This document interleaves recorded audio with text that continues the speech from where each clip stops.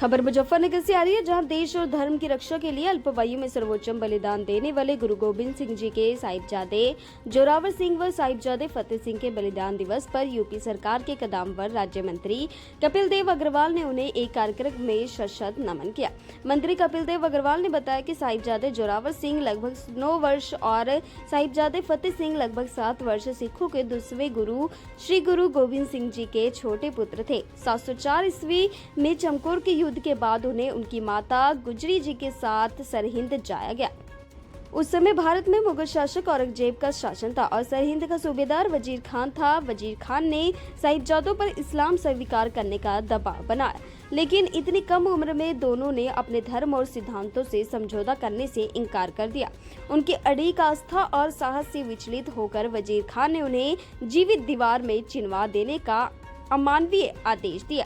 26 दिसंबर 1704 को दोनों साहिबजादों ने वीरगति पाई। उसी दिन उनकी दादी माता गुजरी ने भी प्राण त्याग दिए। वहीं मंत्री कपिल देव अग्रवाल ने बांग्लादेश में हो रहे हिंदुओं के अत्याचार पर भी रोष प्रकट किया। मुजफ्फरनगर से वंशिका सैनी की खास रिपोर्ट। राष्ट्रीय बाल दिवस है। आदरणीय प्रधानमंत्री नरेंद्र मोदी ने सिख पुत्रों के जो बलिदान देश के लिए हुआ, उनकी स्मृति में बच्चों को प्रेरणा देने के लिए इस दिन की घोषणा करने का काम किया। गुरु गोविंद सिंह के चारों पुत्र जिन्होंने मातृभूमि की रक्षा के लिए, देश की एकता अखंडता के लिए, मुगलों के सामने झुकना, धर्मांतरण करना, इस्लाम धर्म करना स्वीकार नहीं किया, बल्कि अपने प्राणों की आहुति देने का काम किया। जोरावर सिंह ने और फतेह सिंह ने जब दीवारों को चिमाया जा रहा था और उनको अनेक प्रकार के लालच दिए जा रहे थे, इस्लाम धर्म स्वीकार करने के लिए उनको प्रेरित किया जा रहा था, दबाव बनाया जा रहा था, उन्होंने इस्लाम धर्म स्वीकार नहीं किया और हिंदू धर्म की रक्षा करने के लिए दीवारों में चिनवाया जाना और अपनी गर्दन कटवाना स्वीकार करने का काम किया। आज उन्हीं की स्मृति करने के लिए एमजी पब्लिक स्कूल में प्रतिवर्ष ये शानदार कार्यक्रम सिख पुत्रों के इस बलिदान दिवस पर होता है। बच्चों को प्रेरणादायक प्रसंग, बच्चों की बहुत शानदार प्रस्तुति, यहाँ की सतीश गोयल जी, आदरणीय मोनिका जी यहाँ की प्रधानाचार्य है, उनका मैं धन्यवाद करता हूँ। और बहुत सारे समाज के बंधु भी यहाँ पर उपस्थित हैं।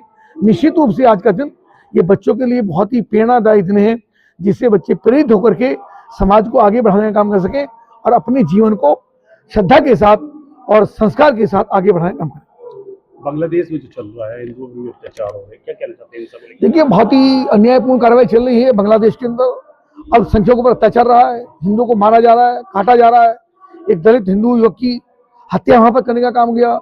आदरणीय मुख्यमंत्री योगी आदित्यनाथ जी ने विधानसभा के अंदर बांग्लादेश की निंदा करने का और चेतावनी देने का काम किया।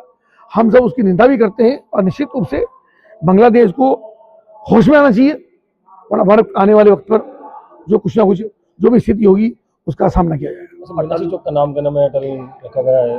देखिए, अटल बिहारी वाजपेयी जी की 25 दिसंबर को उनकी जयंती होती है।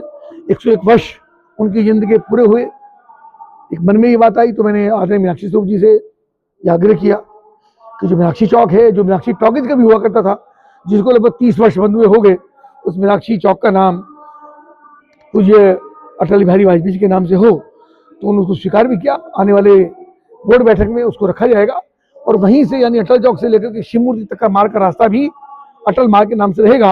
अटल बिहारी वाजपेयी के नाम से आने वाले समय में आने वाली पीढ़ियों को, समाज को वो प्रेरणा देने का काम करें। मंत्री जी, वीर अब्दुल हमीद के नाम पर इस चौराहे की चर्चा चल रही है, क्योंकि कुछ सालों पहले बताया जाता है कि प्रस्ताव पास मेरी जानकारी में नहीं है, तो उसकी हम दिखा लेंगे, ऐसी व्यवस्था होगी। पर अब उसका नाम अटल चौक का हो गया। सपा नेता है यहाँ पे राकेश शर्मा, विरोध कर रहे हैं।